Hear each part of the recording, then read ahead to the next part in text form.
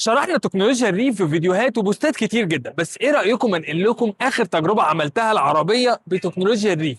قعدت معايا اكتر من اسبوع و1200 كيلو. الفيديو ده مش هيبقى عن القمر دي، الفيديو ده هيبقى عن تكنولوجيا الريف والحياة اليومية معاها وازاي تستعملها الاستعمال الانسب لحياتك انت واللي بيختلف من شخص للتاني. تذكير سريع، يعني ايه تكنولوجيا الريف؟ يعني عربية كهرباء تشحن اهي قدامك، بس قدام بدل الفرنك عندك مولد بنزين، والعربيه ممكن تبقى بموتور كهربائي واحد على الاكس الخلفي زي العربيه دي، او موتورين كهرباء، او موتور واحد على الاكس الامامي. ممكن يبقى موتور البنزين تنفس طبيعي زي العربيه دي، او حتى يبقى تربو زي عربيات تانية. من جوه معظم عربيات الريف هتلاقي قدامك القايمه دي، والقايمه دي هي اللي بتختار منها ازاي العربيه هتدير الطاقه بتاعتك. ومن هنا هنبدا الشرح، فيلا بينا. لو انت عندك مكان ثابت تعرف تحط فيه شاحن منزلي، بالمناسبه العربيه دي بيجي معاها شاحن منزلي هديه اصلا من وكيلها، او حتى العربيات اللي بيجي معاها موبيل تشارج، او حتى لو انت هتشتري موبيل تشارج وتحطه في فيشه عندك في البيت، المهم بس يبقى فيها ارضي.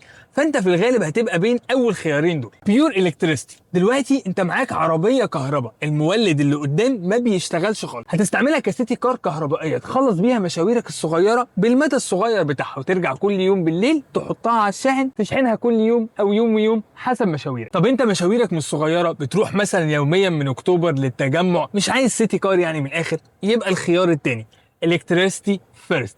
ساعتها انت برضو معاك عربيه كهرباء، بس لما البطاريه بتنزل شحنتها خالص 20% او تحت حسب نوع العربيه، المولد البنزين بيتدخل عشان يمدلك الرينج ده وتعرف تخلص كل مشاويرك بدون حسن المدى بتاع العربيات الكهربائيه. بس خد بالك، هترجع بعد مشاويرك الكتيره دي ببطاريه شحنتها قليله جدا، فهتبقى زي صاحبنا الاولاني محتاج انك تحط العربيه على الشاحن كل يوم او يوم ويوم. الخيار الثالث الوسطي، وخير الامور الوسط، واعتقد ان اغلب مستخدمين الريف هيبقوا على الخيار ده، الهايبرد. هنا العربيه هي اللي بتقرر امتى تبقى كهرباء بس وامتى تبقى سيريس اتش اي في، وبتقول لك بالمناسبه هنا على الشاشه امتى ده حصل وامتى ده حصل.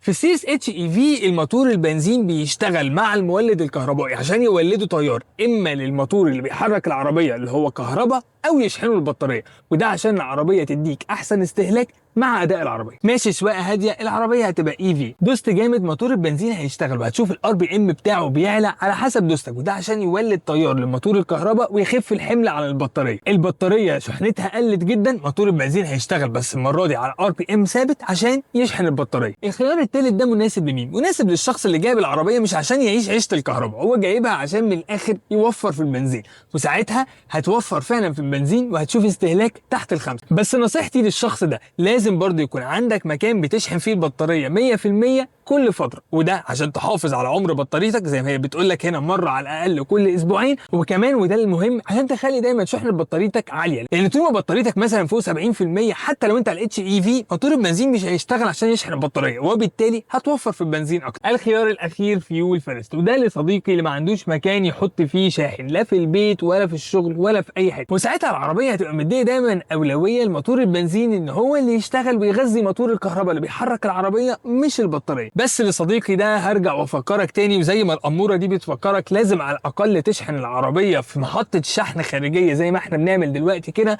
ل 100% مره كل اسبوعين، او اقل حاجه خالص مره في الشهر، وده عشان تحافظ على عمر بطاريتك لاطول فتره ممكنه. كده شرحت لك الطرق المختلفه لاستعمال نظام الريف، وازاي تختار الطريقه الانسب حسب ظروف حياتك انت. هل بقى الريف هو الانسب لكل الناس اللي انا قلت ظروف حياتهم دول؟ لا، ده موضوع تاني خالص، ممكن اعمله لكم في فيديو تاني، اكتبوا لنا تحت في التعليقات.